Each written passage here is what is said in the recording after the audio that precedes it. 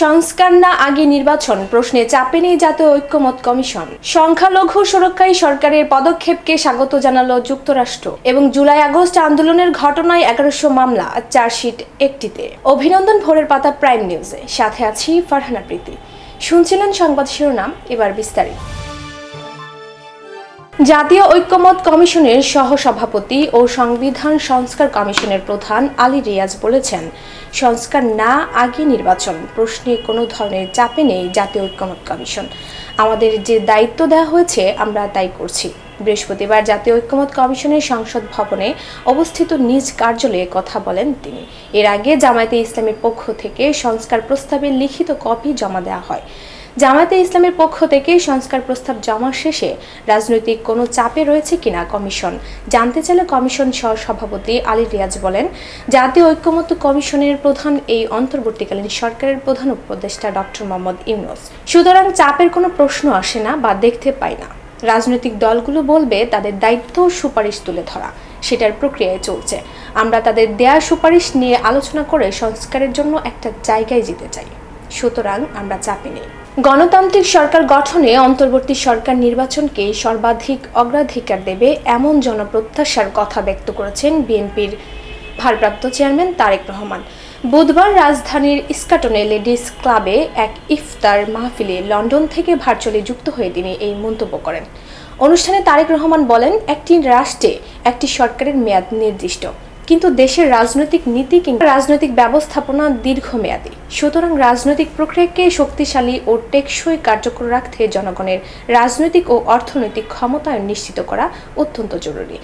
দীর্ঘ 1.5 দশক ধরে ক্ষমতাহীন জনগণ এবার নিজেদের ভোটের অধিকার প্রয়োগের মাধ্যমে সরকার প্রতিষ্ঠা করে নিজেদের অধিকার বুঝে নিতে প্রস্তুত। ঈদ পালন করে লন্ডন থেকে দেশে ফিরবেন সাবেক প্রধানমন্ত্রী ও বিএনপি চেয়ারপারসন খালেদা জিয়া। গণমাধ্যমকে তথ্য জানিয়েছেন যুক্তরাজ্য বিএনপির সভাপতি ও চেয়ারপারসনের উপদেষ্টা এম.এ. মালেক। বুধবার লন্ডনের নোয়াখালী জাতীয়তাবাদী ফোরাম ইউকের পক্ষ থেকে ইফতার ও দোয়া মাহফিলে তিনি সাংবাদিকদের এই তথ্য জানান। তিনি বলেন, আমরা বিএনপি চেয়ারপারসনকে লন্ডনে ঈদ করে যাওয়ার অনুরোধ করি। এতে তিনি সম্মতি জানিয়েছেন। কবে নাগাদ খালেদা জিয়া দেশে ফিরতে পারেন এমন প্রশ্নের জবাবে চেয়ারপারসনের উপদেষ্টা জানান, ঈদের 2 সপ্তাহ পরে তিনি দেশের উদ্দেশ্যে রওনা দিতে পারেন।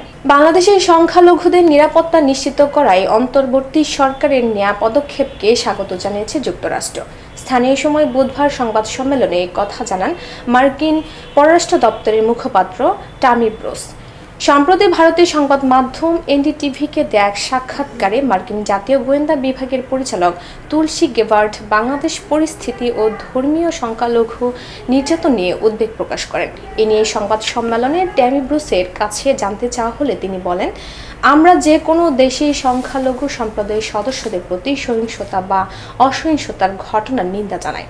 তবে এক্ষেত্রে বাংলাদেশের অন্তর্বর্তীকালীন সরকারের গৃহীত পদক্ষেপকে আমরা স্বাগত জানাই। জুলাই আগস্ট আন্দোলন পরবর্তী সারা দেশে প্রায় 1100 মামলা দায়ের হয়েছে। 5 আগস্টের পর থেকে দায়ের করা এসব মামলায় লক্ষাধিক আসামির নাম উল্লেখ করা হয়েছে। অজ্ঞাত আসামি করা হয়েছে আরও 2 লাখ। মামলা দায়েরের 7 মাস পর্যন্ত সারা দেশে আনুমানিক 10,000 আসামি গ্রেফতার হয়েছে। গ্রেফতারকৃতদের মধ্যে 500 আসামি বিভিন্ন মেয়াদে পুলিশের রিমান্ডে নিয়ে জিজ্ঞাসাবাদ করেছে। রিমান্ড শেষে মাত্র একটি মামলার চার্জশিট দাখিল করেছে পুলিশ। বিস্তারিত ডেস্ক রিপোর্টে। জুলাই আগস্ট আন্দোলন পরবর্তী সারা দেশে প্রায় 1100 মামলা দায়ের হয়েছে। এসব মামলায় হত্যা চেষ্টা, হামলা, ভাঙচুর, মারধর, অগ্নিসংযোগ, ভয়ভীতি প্রদর্শন, লুটপাট, চাঁদাবাজি ও দখলবাজির অভিযোগ করা হয়েছে। 5 আগস্টের পর থেকে দায়ের করা এসব মামলায় লক্ষাধিক আসামির নাম উল্লেখ করা হয়েছে। অজ্ঞাত আসামি করা হয়েছে আরও 2 লাখ। মামলা দায়েরের 7 মাস পর্যন্ত সারা দেশে আনুমানিক 10,000 আসামি গ্রেফতার হয়েছে। গ্রেফতারকৃতদের মধ্যে 500 আসামি বিভিন্ন মেয়াদে পুলিশের রিমান্ডে নিয়ে জিজ্ঞাসাবাদ করেছে। রিমান্ড শেষে মাত্র একটি মামলার চার্জশিট দাখিল করেছে পুলিশ। রাজধানীর কোতোয়ালি থানায় দায়ের করা একটি মামলার চার্জশিট দাখিল করা হয়েছে। জুলাই আগস্ট আন্দোলনের পর গত ৯ সেপ্টেম্বর কোতোয়ালি থানায় জাতীয়তাবাদী ঘাট শ্রমিক দল ইউনিয়নের সভাপতি মনির হোসেন বাদী হয়ে ১৪ জন আসামির নাম উল্লেখ করে মারধর, চাঁদাবাজি ও ভাঙচুরের অভিযোগে একটি মামলা করেন। কোতোয়ালি থানার সাব ইন্সপেক্টর মহিউদ্দিন জুয়েল মামলাটি তদন্ত করেন। ৬ মাস ধরে তদন্ত শেষে গত ১৩ মার্চ তদন্তকারী কর্মকর্তা ২৯ জন আসামির বিরুদ্ধে চার্জশিট দাখিল করেন। সংশ্লিষ্ট সূত্র জানায়, জুলাই আগস্টে ছাত্র জনতার অভ্যুত্থানে হত্যাকাণ্ডের ঘটনায় দেশ জুড়ে দায়ের হওয়া অনেক মামলার ক্ষেত্রে ঘটনা সম্পর্কে আসামিদের সিংহভাগ কিছুই জানেন না। বাদী চেনেন না আসামিকে, আসামিরাও চেনেন না বাদীকে।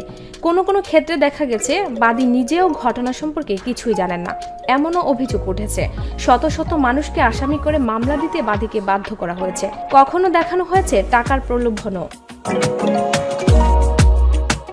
ডেস্ক রিপোর্ট, ভোরের পাতা। আসন্ন ২০২৫-২৬ অর্থ বছরের বাজেটে করের বোঝা বাড়বে না, বরং করের বোঝা কমানোর চেষ্টা থাকবে বলে জানিয়েছেন জাতীয় রাজস্ব বোর্ডের চেয়ারম্যান মোহাম্মদ আব্দুর রহমান খান। গতকাল এনবিআর-এর প্রাক বাজেট আলোচনায় সভাপতির বক্তব্যে কর ব্যবস্থায় সুশাসন নিশ্চিত করে রাজস্ব আহরণ বাড়াতে চার কথাও জানান তিনি। রাজধানী ঢাকার আগারগাঁওয়ে এনবিআর ভবন সম্মেলন কক্ষে এই আলোচনায় association of mobile telecom operators of Bangladesh বিড়ি শিল্প মালিক সমিতি, ব্রিটিশ আমেরিকান টোবাকো বাংলাদেশ, স্থানীয় সিগারেট উৎপাদন সমিতি, ঔষধ শিল্প সমিতি, রাবার ও প্লাস্টিক খাতের ব্যবসায়ী নেতারা অংশ নেন। পবিত্র ঈদ উল ফিতর উপলক্ষে উপদেষ্টা পরিষদের বৈঠকে আগামী ৩ এপ্রিল নির্বাহী আদেশে ছুটি দেওয়ার প্রস্তাব উঠতে পারে। এটি অনুমোদন হলে এবার ঈদে টানা ৯ দিনে ছুটি মিলবে সরকারি চাকরিজীবীদের। চাঁদ দেখার উপর নির্ভর করে আগামী ৩১ মার্চ সোমবার দেশে পবিত্র ঈদ উল ফিতর উদযাপিত হতে পারে। সেই হিসাব করে সরকারি ছুটির তালিকা নির্ধারণ করা হয়েছে। উপদেষ্টা পরিষদ গত বছরের ১৭ অক্টোবর ঈদ উল ফিতরের ৫ দিন ছুটির অনুমোদন দেয়। আগে এ ছুটি ছিল ৩ দিন। গত ২১ অক্টোবর ছুটির বিষয়ে প্রজ্ঞাপন জারি করে জনপ্রশাসন মন্ত্রণালয়। প্রজ্ঞাপন অনুযায়ী ৩১ মার্চ সোমবার ঈদ উল ফিতরের দিন সাধারণত ছুটি। ঈদের আগের ২ দিন ২৯ ও ৩০ মার্চ এবং ঈদের পরের ২ দিন ১ ও ২ এপ্রিল নির্বাহী আদেশে সরকারি ছুটি থাকবে। ২৮ মার্চ সাপ্তাহিক ছুটি। এই হিসাবে সব মিলে টানা ৬ দিন ছুটি পাবেন সরকারি চাকরিজীবীরা। অন্যদিকে ৩ এপ্রিল নির্বাহী আদেশে ছুটি ঘোষণা করলে সরকারি চাকরিজীবীরা টানা ৯ দিন ছুটি ভোগ করতে পারবেন, কারণ ৩ এপ্রিলের পরের ২ দিন ৪ ও ৫ এপ্রিল সাপ্তাহিক বন্ধ। সেক্ষেত্রে সব মিলিয়ে টানা ৯ দিন ছুটি ভোগ করতে পারবেন সরকারি চাকরিজীবীরা। এবার আন্তর্জাতিক সংবাদ।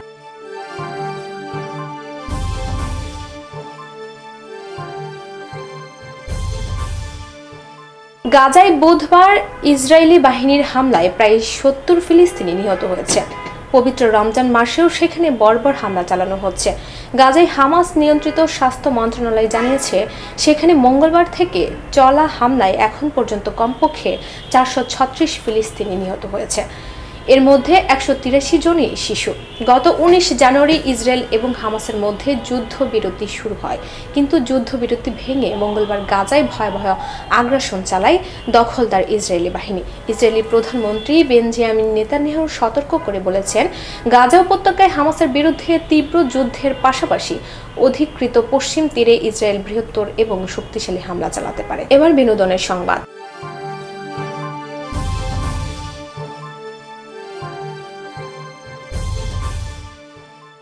রিমঝিম মিত্র ওপার বাংলা টিভি সিরিয়ালের জনপ্রিয় মুখ।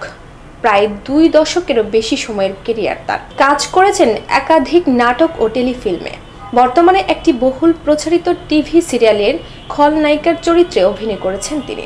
খলনায়িকার চরিত্রে অভিনয় করা রিমঝিমের কাছে এক চ্যালেঞ্জের ব্যাপার, কারণ ব্যক্তি জীবনে রিমঝিম এখনও অবিবাহিত। কারো সঙ্গে সংসার পাতেননি তিনি। প্রিয়জন বলতে কেবল মা। দক্ষিণ কলকাতার ঢাকুরিয়া অঞ্চলে বাড়ি রিমঝিমের। একটি অ্যাপার্টমেন্টে মাকে নিয়ে থাকেন অভিনেত্রী।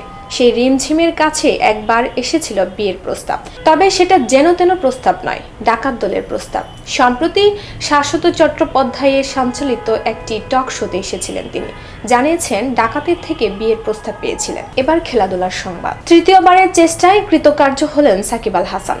তার বোলিং অ্যাকশনকে বৈধ বলে রায় দিয়েছে ইংল্যান্ডের লাফবোরো বিশ্ববিদ্যালয়ের পরীক্ষার রিপোর্ট। এখন থেকে যে কোনো পর্যায়ে ক্রিকেট বোলিং করতে পারবেন সাকিব।